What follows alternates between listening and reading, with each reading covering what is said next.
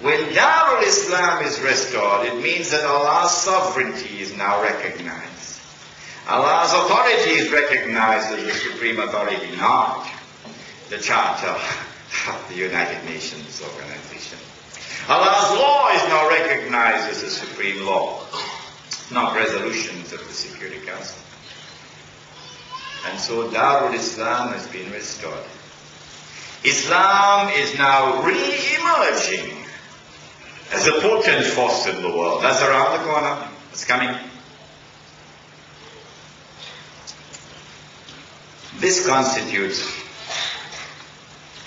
the most potent of all threats to the state of Israel. When the Islamic revolution comes to Arabia, the heartland of Islam. And so Dajjal has to do something.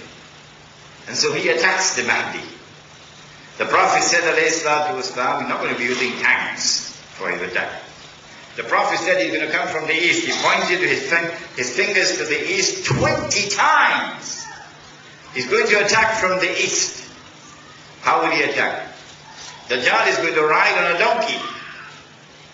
The donkey will travel as fast as the clouds. The donkey will have his ears stretched out wide. I traveled on that donkey to go to Hong Kong last week. So, you're talking about fighter aircraft, big aerial warfare. Dajjal is strong in the air. He has command of the skies. He has his fighter aircraft. He has his helicopter gunships and so on. But when Dajjal attacks, the angels will defend Makkah and Medina, and Sahih Muslim says that the attack will be diverted to Damascus. And then the Prophet ﷺ has described in some detail what is now going to happen.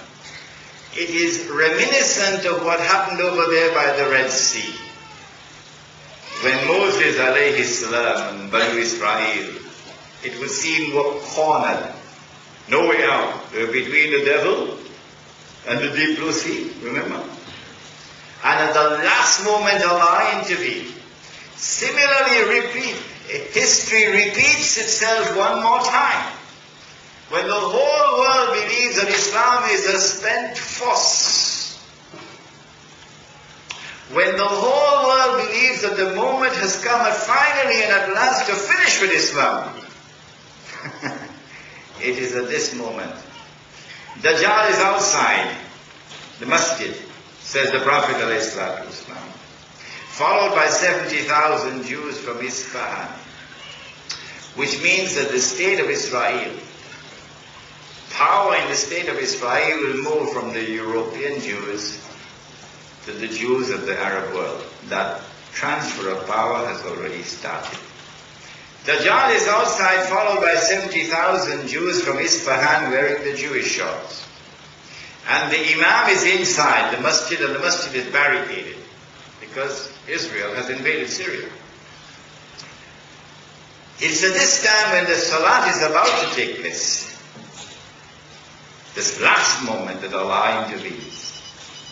And the true Messiah comes down with his hands resting on the wings of two angels. And Jesus comes down in the masjid. And when the Imam sees the Son of Mary, he will say what John the Baptist said before. History repeats itself. He will say, here he is, this is the Son of Mary. Positive identification. Mirza Ghulam Ahmad, heard about it? He said, I am the fulfillment of that prophecy about the return of the true Messiah. But he had a big problem. His problem is that the Messiah who is coming is the son of Mary, and he happened to be the son of a Punjabi woman.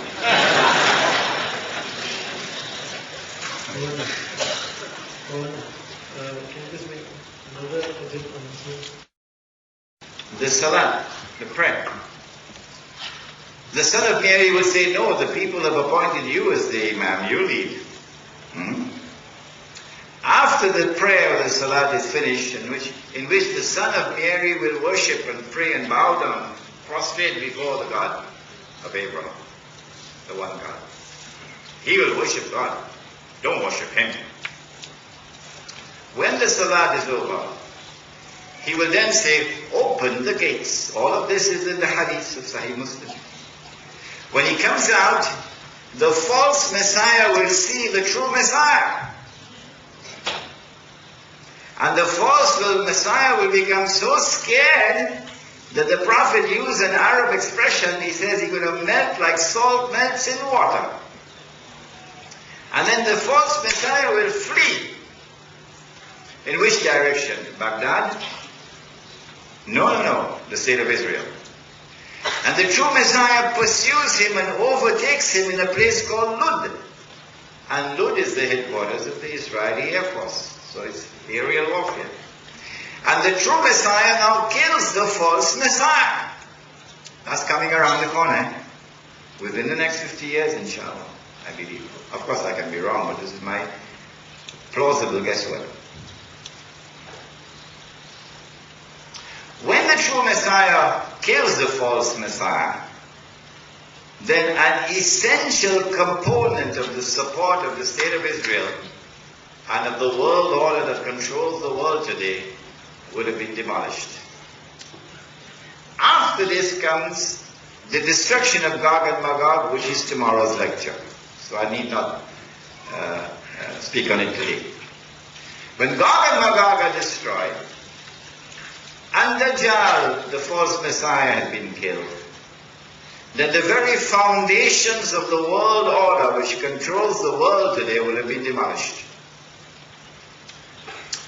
My suspicion is that the world of modern technology will also come to a halt at that time.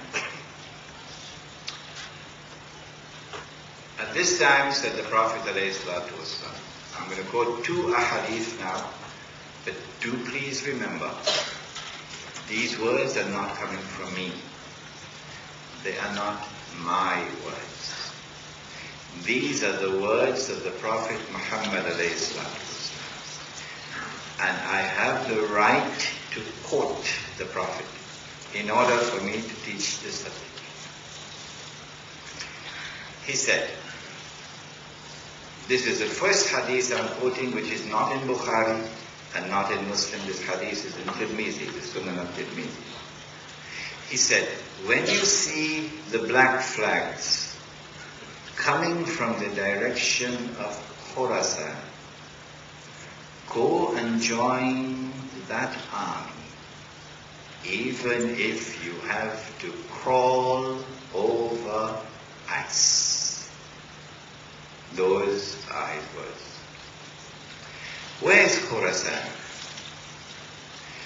The illustrious Pakistani scholar Dr. Israr Ahmad has done the research and has explained to us that Khorasan at the time of the Prophet ﷺ is that large geographical territory of which Afghanistan is the heart.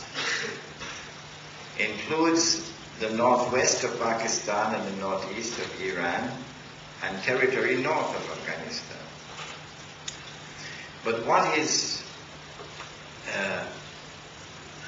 quite symbolically important about the heart of that territory is that Britain tried to colonize it, and Britain failed when Britain was the ruling state in the world. And then the Soviet Union tried to colonize it when the Soviet Union was a superpower, and the Soviet Union failed. And guess who is trying to colonize it now? When you see that army coming from Khorasan, go and join that army.